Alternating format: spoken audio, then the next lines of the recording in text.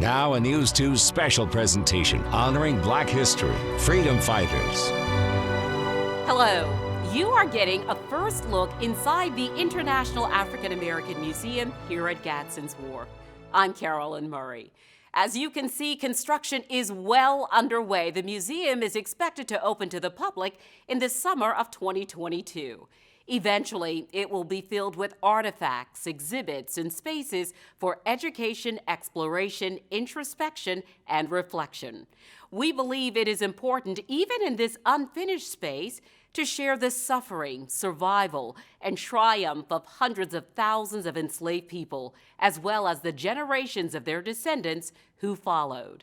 In this special honoring Black history freedom fighters, we will introduce you to the stories that are often not written in textbooks or taught in classrooms, but are a part of the foundation of the Lowcountry and of America.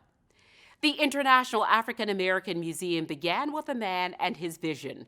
Nearly 2 decades ago, after reading a book about the horrors of slavery, former Charleston Mayor Joseph P. Riley, Jr. vowed to build a world-class museum at the place where nearly half of all enslaved Africans arrived in this country. It was 1998. I read the book Slaves in the Family, written by Edward Ball, and through the book then I learned for the first time the harshness and the challenge and the brutality. Why on this site? More enslaved human beings were brought here to the site than any other place in North America. I resolved and checked with my staff people to make sure they didn't think I'd lost all of my marbles.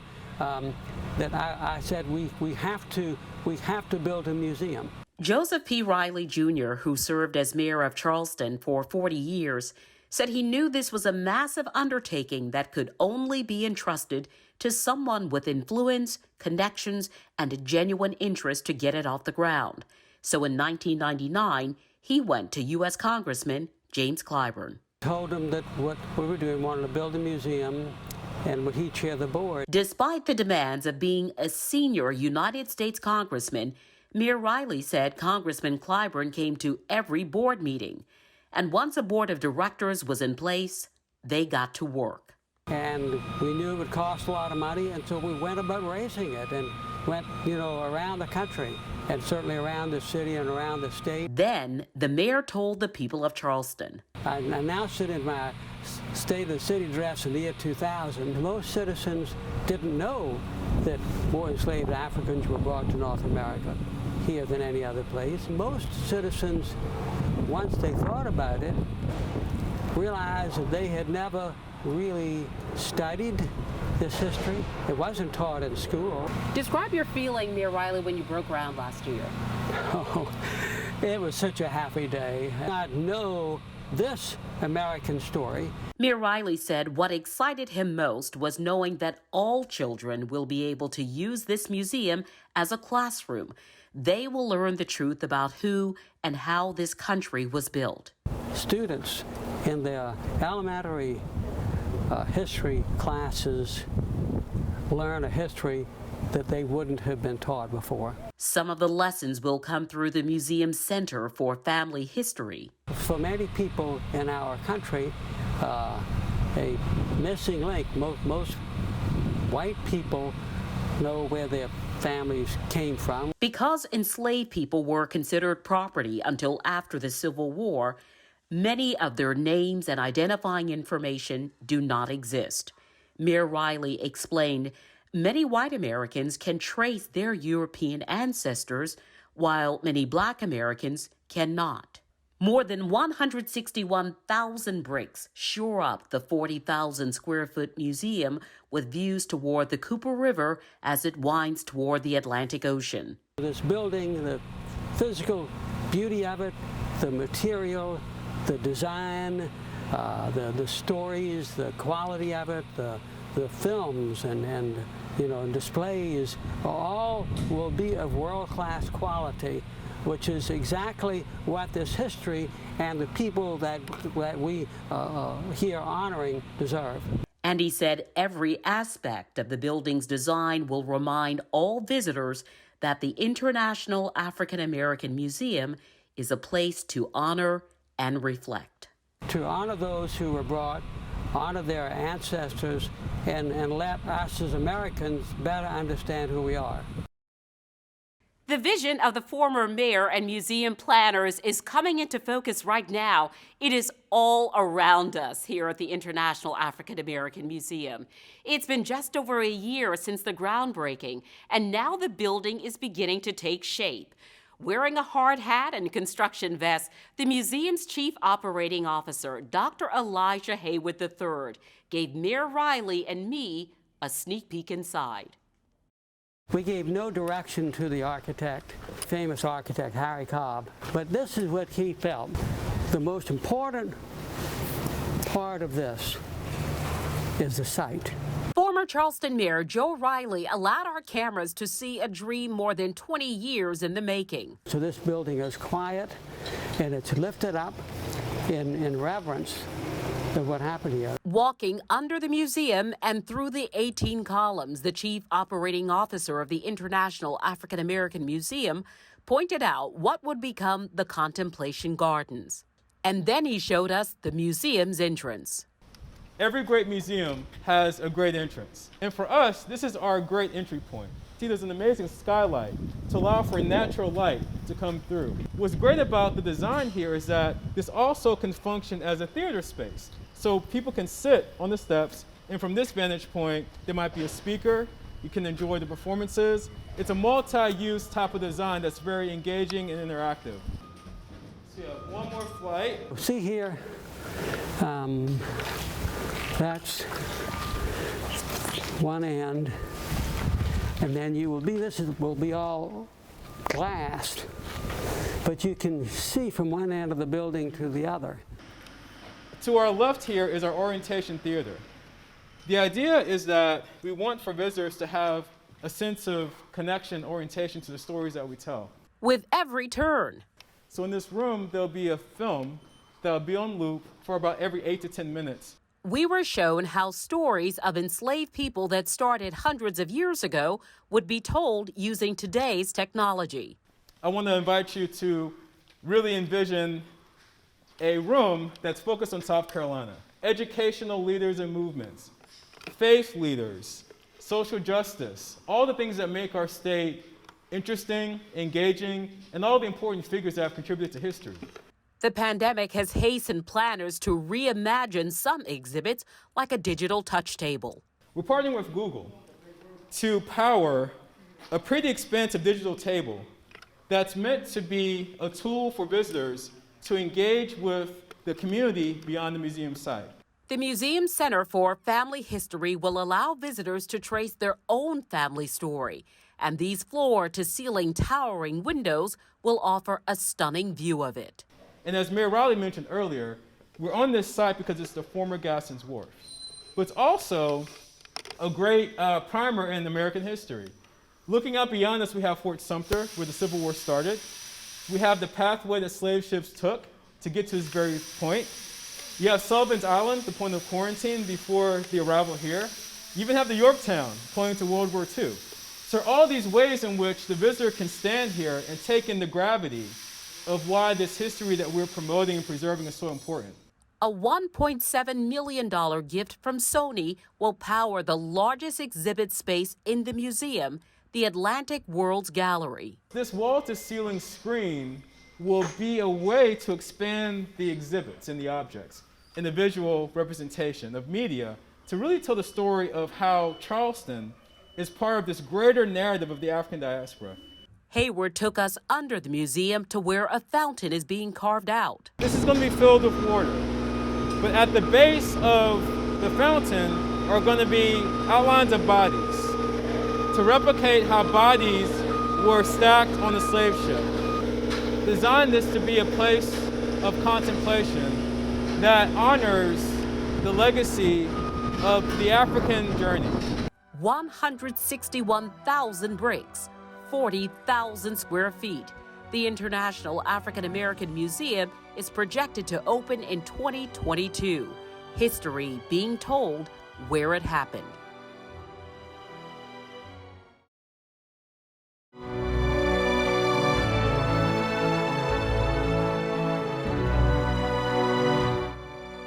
Gadsden's Wharf was one of the most significant ports in the Middle Passage.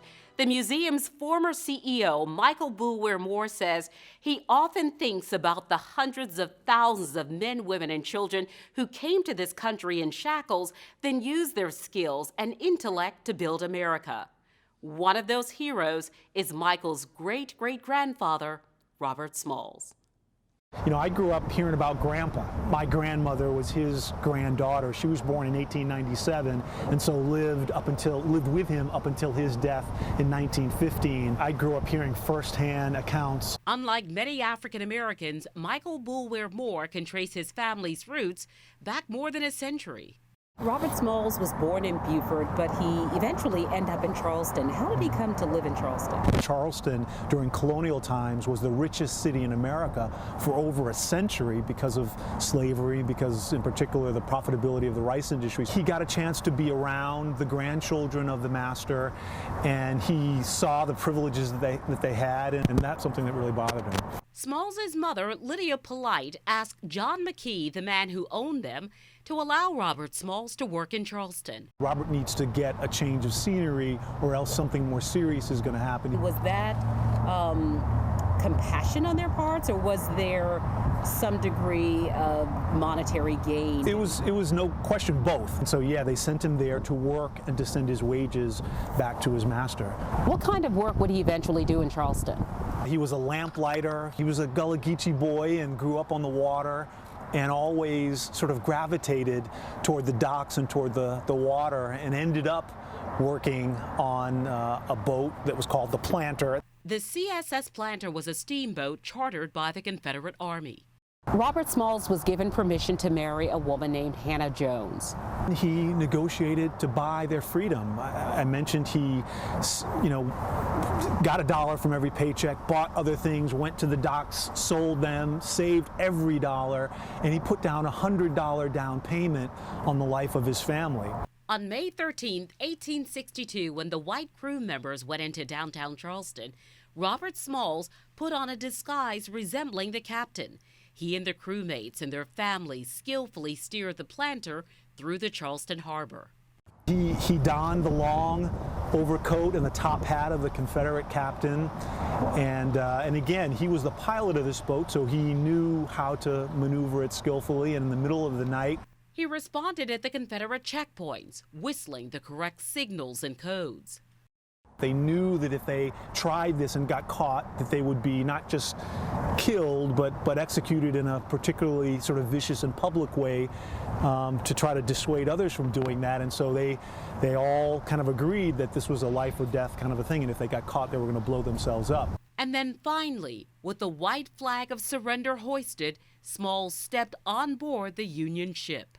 As the story goes, Robert sort of took his first steps on the USS, or in the U.S. Onward, and said something to the extent that I brought this boat. I thought old Uncle Abe could use it, and he was free. Robert Smalls was seen by many as a hero. The U.S. Secretary of War, Edwin Stanton, organized a meeting between Smalls and President Lincoln. Smalls is credited with persuading President Lincoln to allow African Americans to join the Union Army.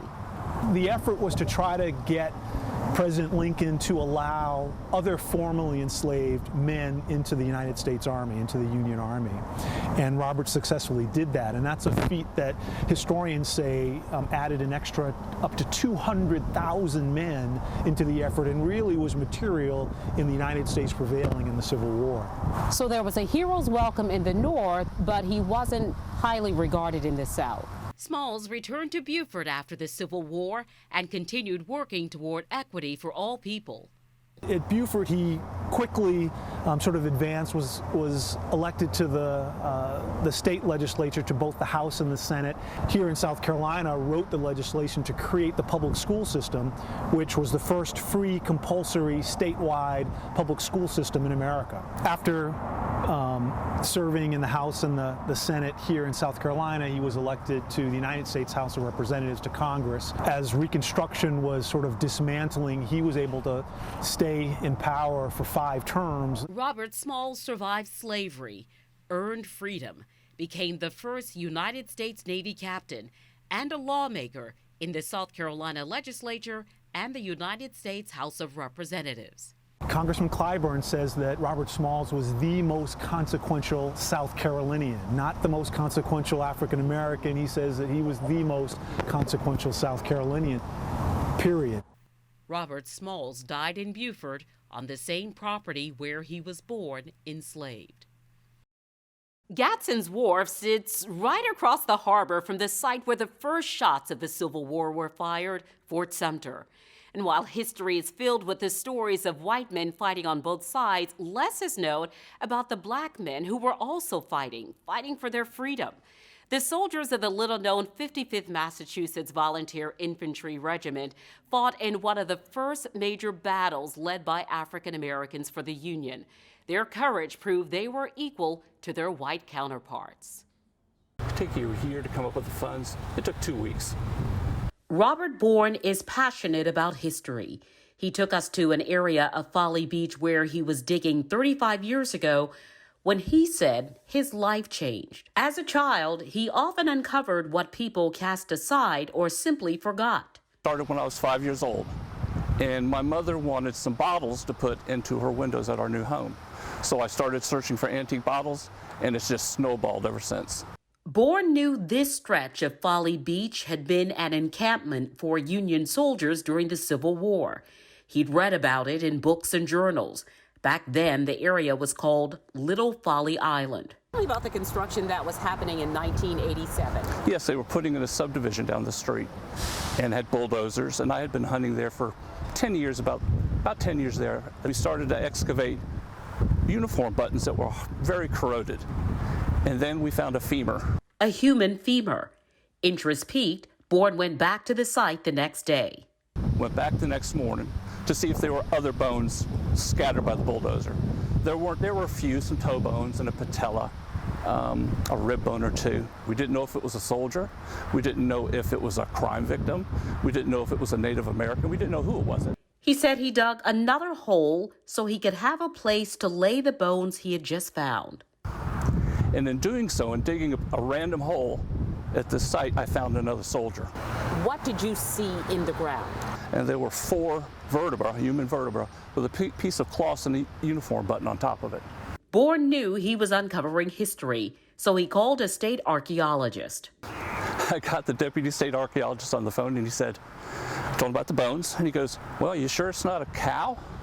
And I said, well, I've never seen a cow wearing a Yankee uniform.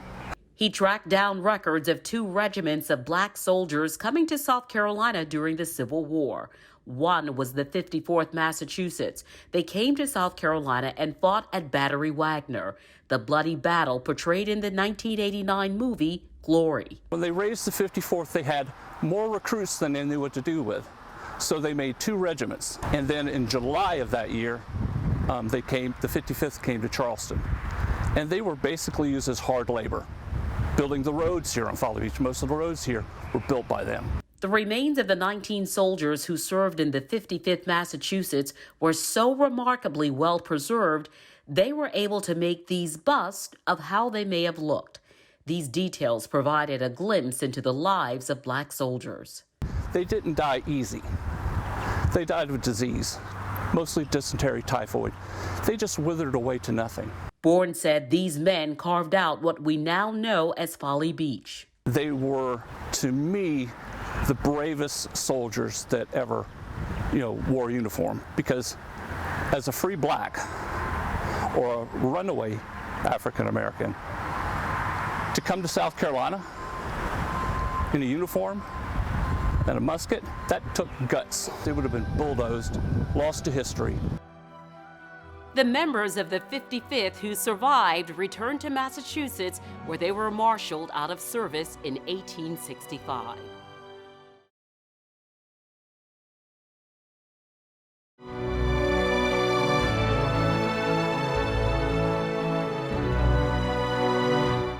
The 1865 ratification of the 13th Amendment legally ended slavery in the United States, but for the victims of the Atlantic slave trade, it also marked the beginning of a new era of oppression, racism, and discrimination, both blatant and institutional. 2 miles from where we are at Gadsden's Wharf is the former Rivers High School. It was an all-white school until 11 black students sued the Charleston County School District to be admitted in the 1960s. We sat down with one of the plaintiffs of that lawsuit. A retired college professor, Dr. Millicent Brown, explained that she had to endure verbal, mental, and physical assaults to be educated in an integrated school in South Carolina.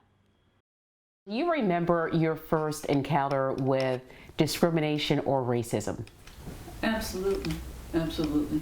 One of my earliest memories was of how as a child, I would be accompanied by a parent or one of my older siblings, and how we would have to go on the bus through the front door, put our money in, get off the bus, and then walk to the back door in order to ride. And I may have been 3 years old when that happened for the first time, but I'll never forget it. Dr. Millicent Brown grew up in downtown Charleston in the 1950s, overhearing local and national leaders talk about radical change. People like Matthew Perry, Judge Perry, and Omega Newman. We had Roy Wilkins, Ralph Abernathy, Thurgood Marshall would stay with us. It was very important that our house was a safe place. It was a safe place for conversations, and so meetings were held. Her father, J. Arthur Brown, folks knew that they could come and talk to my father. Was a community activist and president of the Charleston chapter of the NAACP. In my house, with my parents, there was always talk of change. Her older sister, Minerva, was originally the lead plaintiff in the lawsuit to desegregate District 20 schools in Charleston County. But litigation in the courts was slow, and Minerva Brown graduated before the case was heard. So J. Arthur Brown replaced 12-year-old Millicent in Minerva's place as the lead plaintiff among 11 students. There were rules and customs that we were a part of just not going to accept anymore. The 7th grader had no prompting or preparation from her parents when she made her case for integration before the Charleston County District 20 Board. I don't understand why my school continues to get books that have been used and abused and tossed aside after white students have used them. There's something just unfair to me about that. Millicent Brown et al. Versus School District 20 became the landmark case for desegregation of South Carolina schools. There were 10 other students who were also in that court case. There had been, I think, 15 students when it was in my sister's name. You would eventually begin Rivers. 3 years after that encounter with the school board. Brown entered Rivers High School September of 1963, 9 years after the U.S. Supreme Court decision establishing racial segregation in schools unconstitutional. I had things thrown at me. I had names called. People called me ugly names. There were people who just absolutely refused to acknowledge my presence. There were bomb threats, too. Brown said there was no question about what some people thought about desegregation. There were other manifestations that you are not wanted here. And it came from some of the teachers as well as from the students. And she explained she also thinks it's important that people understand the enormous responsibility desegregation had on children who were on the front lines. We were trying to change society. We were trying to make strides towards a more unified populace, but it was done on the backs of children. Brown said despite the difficulty she endured as a pioneering student, there was no backing down, no turning around. Somebody had to do it. We knew our rights. They were tax-paying citizens. I had the right to go to any public school that was run by Charleston and in this case, Charleston District 20. Dr. Brown compiled an oral history project entitled Somebody Had to Do It. It is archived at the Avery Research Center at the College of Charleston. It is an ongoing attempt to document the experiences of the first children desegregating schools. Thank you for joining us for Honoring Black History Freedom Fighters. We would also like to recognize the contributors to this project: former Charleston Mayor Joseph P. Riley Jr., the International African American Museum, Dr. Elijah Hayward, the Chief Operating Officer of the museum, Michael Boulware Moore, Dr. Millicent Brown, Robert Bourne, and Carrie Forrest. Thank you again for watching. Goodbye until the next time.